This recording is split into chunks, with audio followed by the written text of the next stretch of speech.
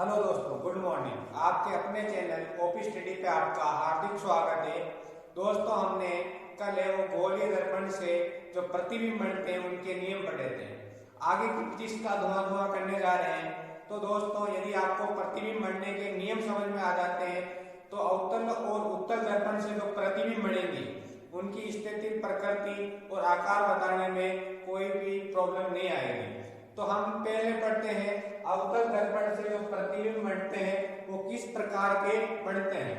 तो पहली स्थिति है जब वस्तु अनंत पे हो तो क्या स्थिति रहेगी। तो दोस्तों, जब भी अवतल दर्पण से प्रतिबिंब बनता है तो उसकी प्रकृति है वो हमेशा वास्तविक और उल्टा रहती है। तो जब वस्तु अनंत पे हो तो पहला नियम हमने पढ़ा था, जब भी प्रकाश की किरण मुख्य अक्ष के समांतर आती है तो परावर्तन के पश्चात फोकस बिंदु से गुजरती है। तो इसकी स्थिति हो जाएगी कहां पे, फोकस बिंदु पर। प्रकृति मैंने बताया कि अवतल दर्पण की है वो हमेशा वास्तविक उल्टा होती है। तो इसकी प्रकृति हो जाएगी वास्तविक और उल्टा, और इसका आकार है वो बिंदुवत होगा या अत्यंत छोटा लिख सकते हो आप। बिंदुवत भी लिख सकते हो और अत्यंत छोटा भी लिख सकते हो।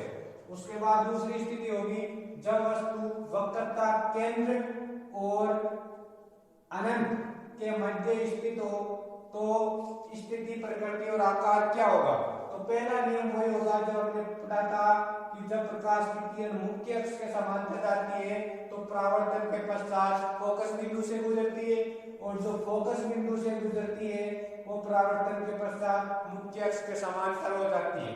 तो इसकी स्थिति देखो कहां पे है। इसकी स्थिति है वो वक्रता केंद्र और फोकस बिंदु के मध्य है, सी व एफ के मध्य। प्रकृति प्रक्रिया आपको वास्तविक उल्टा होती है और इसका आकार है वो छोटा होगा। मतलब कहने का तात्पर्य है कि वस्तु से छोटा होगा। तीसरी स्थिति देखो जब वस्तु वक्रता केंद्र पर स्थित हो। तो देखो पहला नियम वही, जब प्रकाश की किरण मुख्य अक्ष से समांतर जाती है तो फोकस बिंदु से गुजरती है, और जो फोकस बिंदु से जाती है वो परावर्तन के पश्चात मुख्य अक्ष के समांतर हो जाती है। तो इसकी स्थिति देखो, पहली की स्थिति वो है सी पर ही रहेगी, वक्रता केंद्र पर। यदि वस्तु सी पर होगी तो इसका प्रतिबिंब भी वक्रता केंद्र पर ही बनेगा, और इसकी प्रकृति बताई थी मैंने, वास्तविक उल्टा होती है उत्तल दर्पण की, वास्तविक उल्टा। आगे देखो इसका आकार देखो, जितना आकार वस्तु का होगा उतना ही बिंब का होगा। मतलब कह सकते हैं कि वस्तु के बराबर या बिंब के बराबर। उसके बाद देखते हैं हम जब वस्तु वक्रता केंद्र में फोकस बिंदु के मध्य स्थित हो। तो देखो जब वक्र मुख्य अक्ष के समांतर जाती है तो फोकस बिंदु से गुजरती है, और जो फोकस बिंदु से जाती है वो मुख्य अक्ष के समांतर हो जाती है। तो इसकी स्थिति देखो कहां पे, ये वक्रता केंद्र इधर अनंत, तो सी और अनंत के मध्य, वक्रता केंद्र में अनंत के मध्य। प्रकृति वो वास्तविक उल्टा,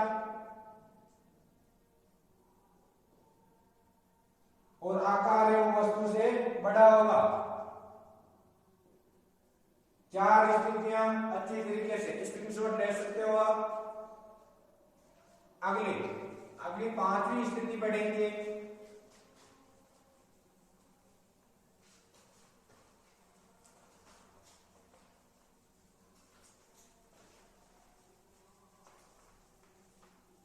पांचवी स्थिति देखो जब वस्तु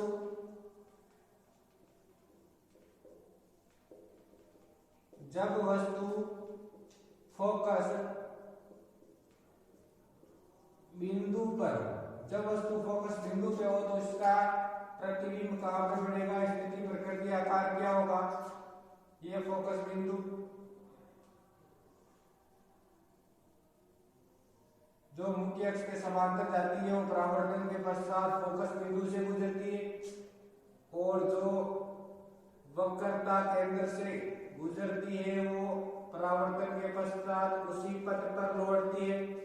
तो ये अनंत पे मिलेगी। तो ये पारदर्शी पदार्थ की होती है ऊपरी सतह पे अवतल दर्पण में दूर में। तो इसकी स्थिति बताओ कहां पे है, प्रतिबिंब है वो अनंत पे बढ़ेगा। कहां पे बढ़ेगा, अनंत पे। प्रकृति वास्तविक उल्टा और आकार है वो अत्यंत बड़ा बढ़ेगा, क्योंकि अनंत में मिलेगा और अनंत में जगह नहीं देता बड़ा है, क्योंकि हम यहाँ पे तो देख नहीं सकते, माप नहीं सकते इसको। अनंत में बढ़ेगा तो हम कहते हैं कि अत्यंत बड़ा बढ़ेगा तो प्रतिबिंब बढ़ेगा। उसके बाद लास्ट स्थिति है उत्तल दर्पण की, जो अन्य से भिन्न होती है। एक स्थिति है जो बाकी 5 है वो भिन्न होती है, जब वस्तु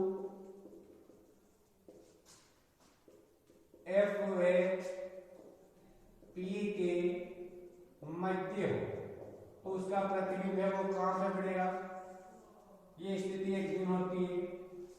तो ये फोकस बिंदु है और ये P,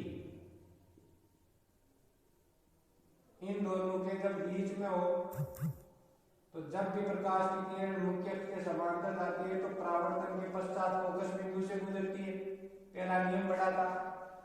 और जब भी वक्रता केंद्र से आपतित होती है तो परावर्तन के पश्चात उसी पथ पर लौटती है। तो ये प्रकाश की जो किरणें हैं वो दर्पण से पीछे मिलती हुई प्रतीत होगी हमें। तो देखो बाकी से भी आ रही है नहीं, बाकी के प्रतिबिंब में वास्तविक उल्टे बन रहे थे, इसका प्रतिबिंब दर्पण के पीछे बनेगा और आभासी बनेगा, सीधा बनेगा। तो हम कह सकते हैं कि इसकी स्थिति क्या है, वो कह सकते हैं दर्पण के पीछे।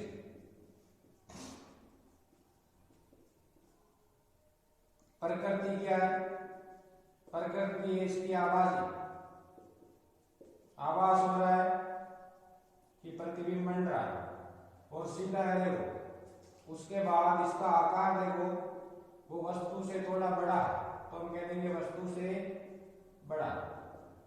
तो दोस्तों आपको 6 स्थितियां समझ में आ गई होगी। ये लास्ट स्थिति है जो बाकी 5 से वो भिन्न है।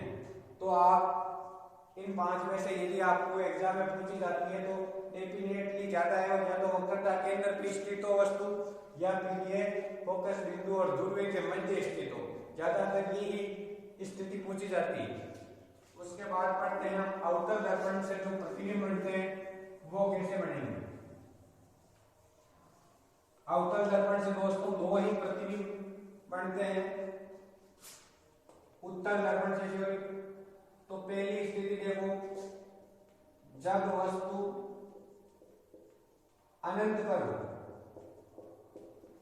तो ये कोई उत्तल दर्पण है। तो उत्तल दर्पण से वो परावर्तन कहां से होता है, ऊपरी हुई सतह से होता है, क्योंकि इसके आगे क्या आ रहा है, ऊपरी हुई सतह से परावर्तन हो रहा है और धसी हुई सतह पे पारदर्शी पदार्थ की पुतली होती है। तो जब भी प्रकाश की किरणें वो मुख्य अक्ष के समांतर आती है तो परावर्तन के पश्चात है वो फोकस बिंदु से गुजरती हुई प्रतीत होती है।